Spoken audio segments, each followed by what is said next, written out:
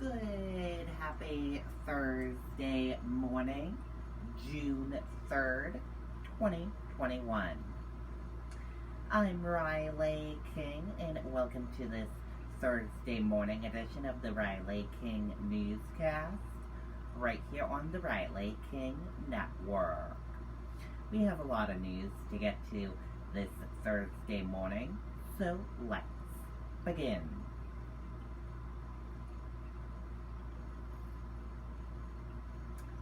First up, anti-hate rally held in Nashua after state representative threatened over racist graffiti. Last month, graffiti was found on the rail trail in Nashua that said, "Keep New England white." Let's take a listen to that video from WMUR News 9, Mike Cronin.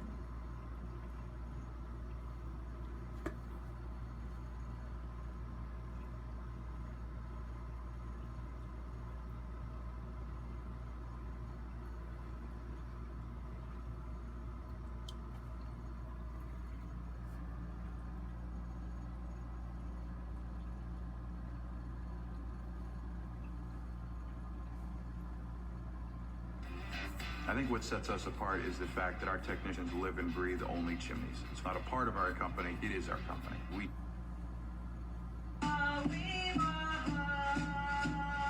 Through song and through speeches, neighbors and friends standing together at Nashua's Greeley Park to reject racism. We are united. Let's stand together against this. Last month, this graffiti was found on the rail trail in Nashua with the message, "Keep New England white." We are trying to overcome one virus with the COVID-19 virus, but there is another virus, and that is white supremacy. And it's festering here. State Representative Manny Espitia brought attention to the graffiti on social media, then says he was targeted by the people responsible for it.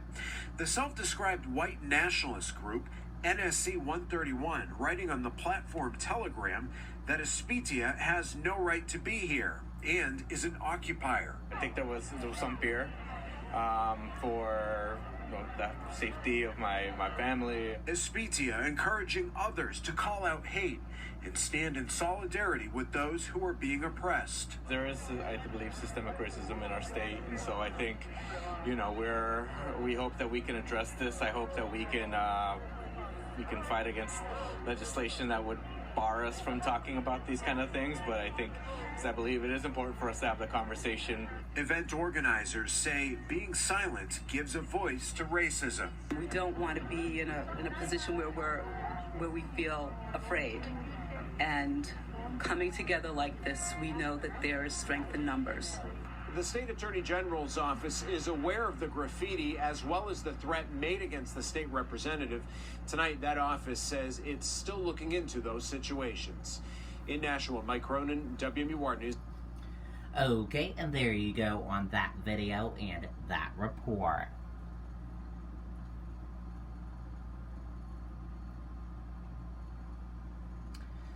Lower wage jobs still struggling to get filled as unemployment falls. Let's take a listen to that video from WMUR News 9. Their reviews? Our reviews. I'm so happy. Find out what we're all about at adamvroofing.com. Attendance at the state's virtual job fairs on the rise. Industries across all sectors with full-time, part-time, and remote opportunities. Employers are offering great hiring incentives. They're offering training. They're offering a lot of bonuses. With so much to choose from, lower-paying industries are struggling even as they bounce back and raise pay. In April, over 14% of workers in the leisure and hospitality industry still collecting unemployment, and nearly 10%, about 3,000 people, in food services. Many younger adults, 34% of the unemployed under 35, 12% under 24. Easier for those people without those family responsibilities, without, relatively earlier in their work lives, it becomes a little bit easier for them to make the decision not to accept the job at $20 an hour when they're getting close to that in unemployment. That will change, though. Some expected to re-enter the workforce when the $300 weekly federal benefit expires on the 19th, but childcare an ongoing issue with women who make up the largest percentage of low-wage jobs. Certainly, if you're a single mom, that becomes really difficult because then you got to figure out the whole childcare. But if you're in a situation where you're in a two-wage earner, married couple family, and one's working, you could maybe make the decision to continue to collect unemployment and say maybe I don't have to jump back in.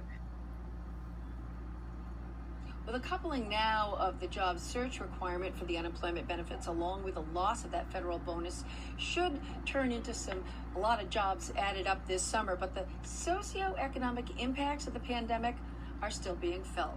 We're live in Portsmouth. Jennifer Crompton, WMUR News Now. Okay, and there you go on that video and that report.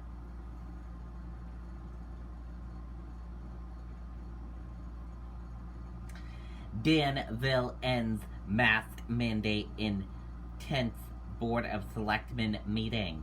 Let's take a listen to that video from WMUR News 9. Their reviews?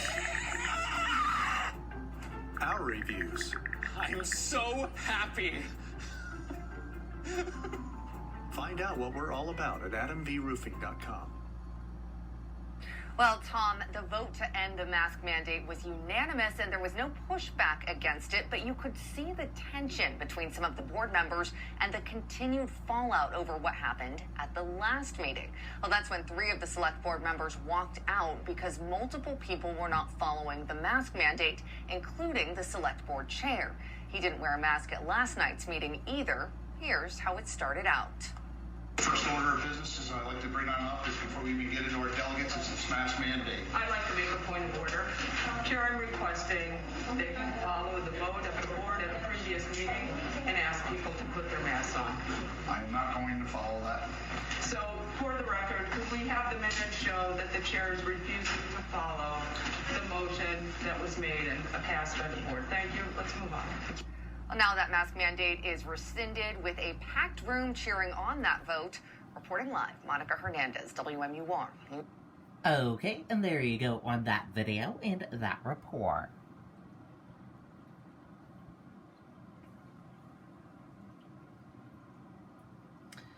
Pandemic program to beef up nursing home staffing prompts career change. Let's take a listen to that video from WMUR News 9. Dreaming of becoming a doctor? Make it a reality at the #1 provider of new doctors to the U.S. For 30 years, Allie Scrow cared for kids. But when the pandemic hit, the child care center where she worked shut down, and the chance to work with a different group took shape. And I love it. I love it. I work in the memory care, the dementia ward, and I absolutely love it. Allie is now a licensed nursing assistant at the Edgewood Center in Portsmouth through a pandemic program that allowed nursing homes to quickly hire temporary health partners as nursing assistants while they trained to be LNAs. I like a big family over there. Staff too, I mean. It's an adventure every day.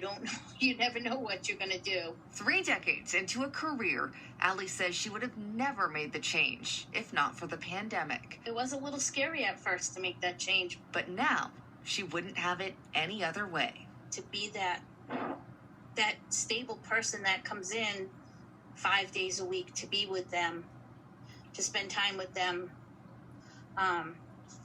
has made me feel good to know that to see their smiles has helped me get through this pandemic. Well, the New Hampshire Needs Caregivers Initiative helped fund Allie's training to start that career in healthcare as an LNA. To learn more, you can visit NewHampshireNeedsCaregivers.org. Okay, and there you go on that video and that report.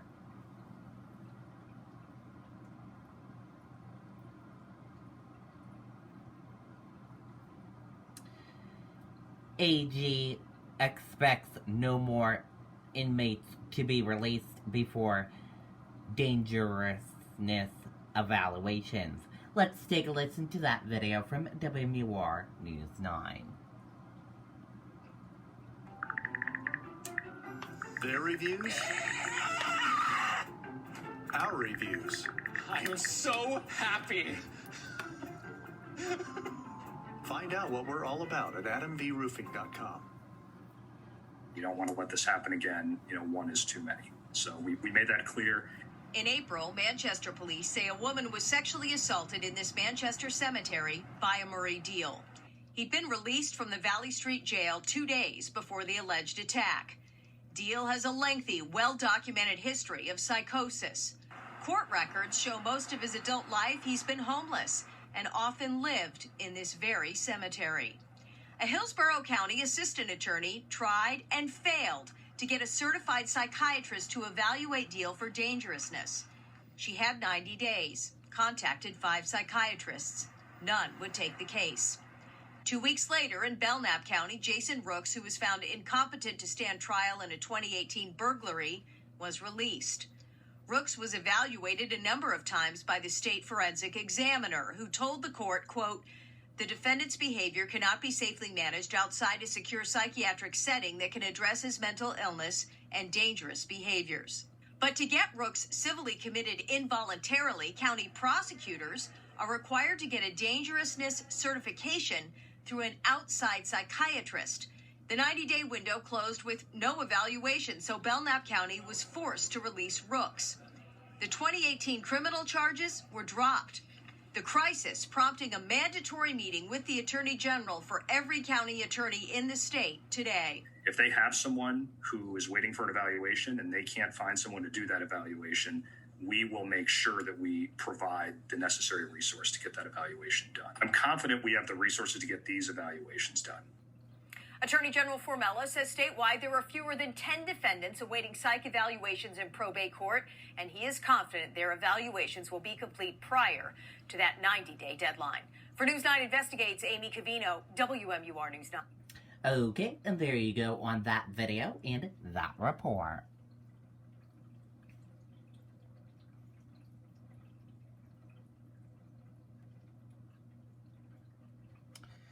Meat producers in New Hampshire hope to encourage buying local. Let's take a listen to that video from WMUR News 9.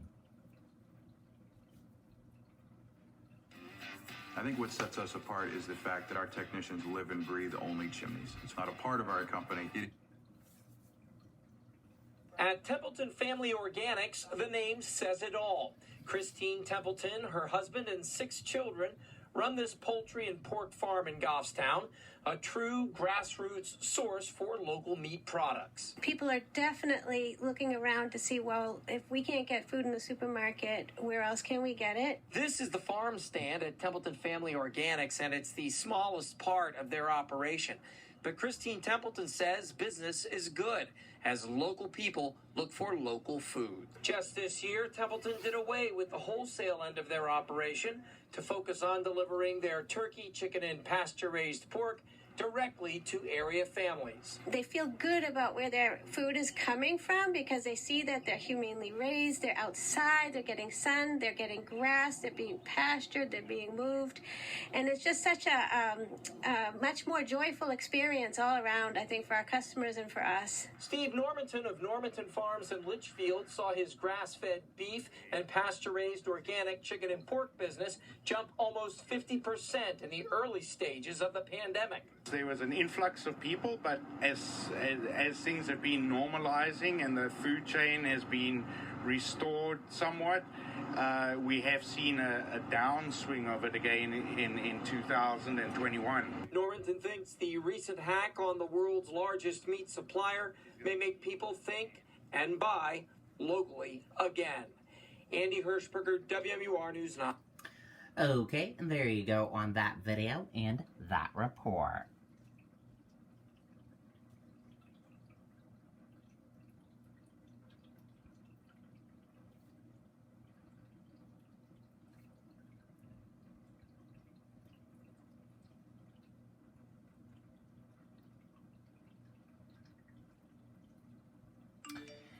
Dems disagree with Hogan over opting out of unemployment benefits.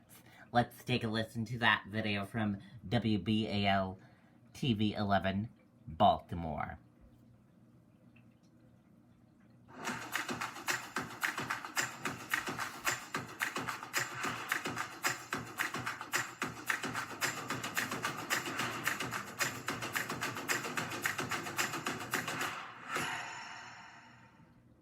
Front of house, back of house, servers, line cooks, bartenders. Day one of what the Outback Steakhouse is calling a national hiring event.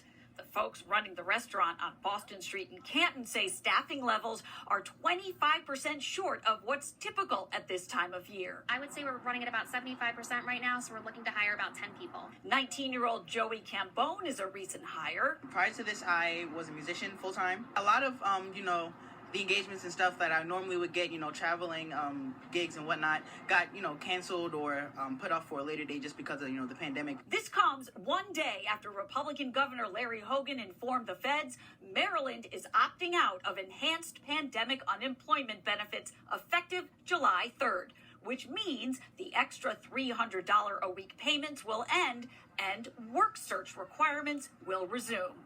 Here today, we asked, could it help round out the payroll? Absolutely. I think people just coming out in person and sort of seeing the environment and seeing the fun that our other staff members are having will want to make people come back to work. While applauded by some in the business sector, it is a move Democrats in Annapolis are objecting to, including the two who sit on the state spending board. It's only going to make them live in bigger misery. We're talking about losing $1.5 billion in additional economic stimulus between now and September, when this program is already scheduled to end. Response from Republican Lieutenant Governor Boyd Rutherford sitting in today. Well said, but I agree with the governor.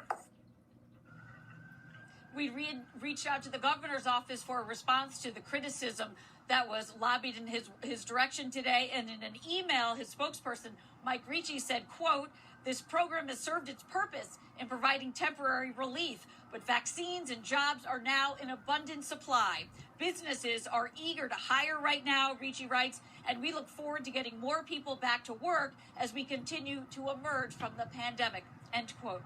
Live in Canton tonight, I'm Kate Amara, WBAL, TV 11 News.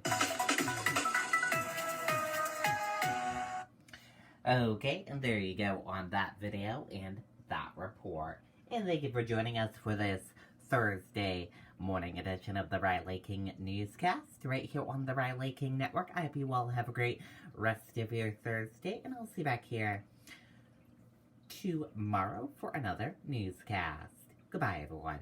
Thank you for watching.